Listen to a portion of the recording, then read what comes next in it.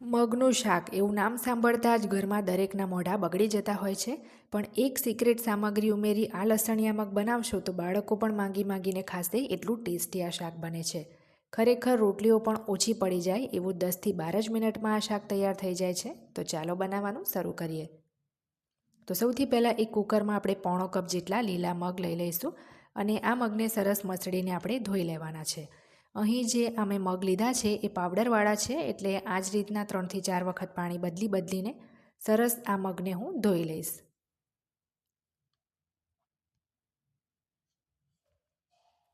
તો મગ આપણા સરસ ધોવાઈ જાય પછી આપણે એમાં 3 કપ જેટલું સાફ પીવાનું પાણી ઉમેરીશું. મગ ડૂબે એના કરતાં આપણે 2 ઇંચ વધારે પાણી લેવાનું છે. સ્વાદ પ્રમાણે એમાં 1 ચમચી જેટલું મીઠું અને અડધી ચમચી હળદર ઉમેરીશું. હવે સરસ એને મિક્સ કરીને આપણે કુકરનું ઢાંકણ બંધ કરી 3થી 4 સીટી મીડિયમ તાપે લગાવીને મગને બાફી લઈશું.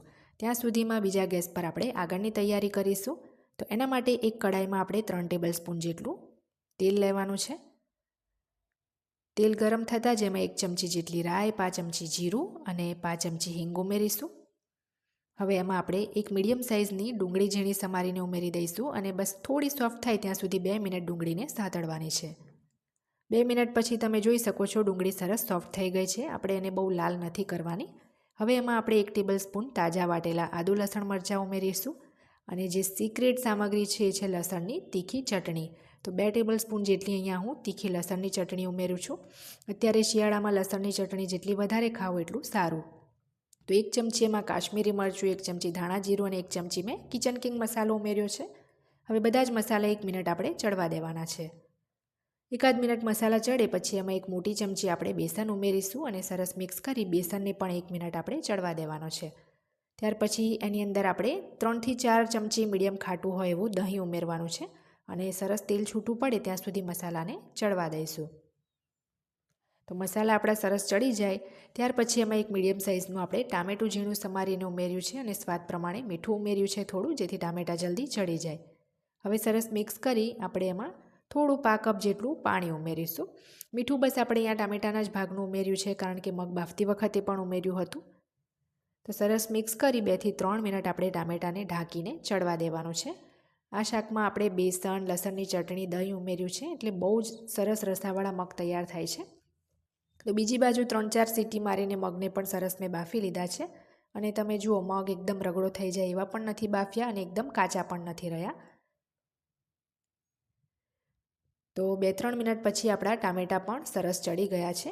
ટામેટાને અહીંયા બહુ આપણે ઓવરકુક નથી કરવાના, થોડા ક્રન્ચી જ રાખીશું.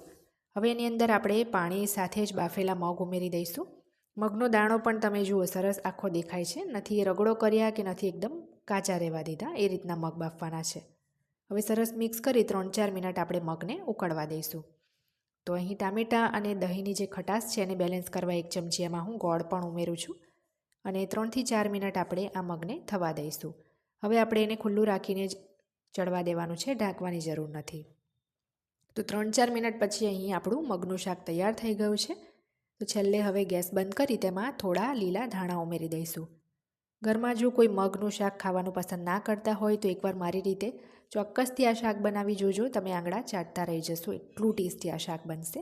લીલા મગમાં પ્રોટીન, ફાઇબર અને ઘણા વિટામિન્સ રહેલા છે, જે રોગપ્રતિકારક શક્તિ વધારી પાચન ક્રિયા પણ સુધારે છે. તો ખાસ કરીને બાળકોને તો અઠવાડિયે એકવાર મગ ખવડાવવા જ જોઈએ. તો આજની આ રેસીપી જો તમને પસંદ આવી હોય તો મારી ચેનલ રસોઈની રમઝટને સબસ્ક્રાઈબ કરી બેલ બટન દબાવવાનું ના ભૂલતા.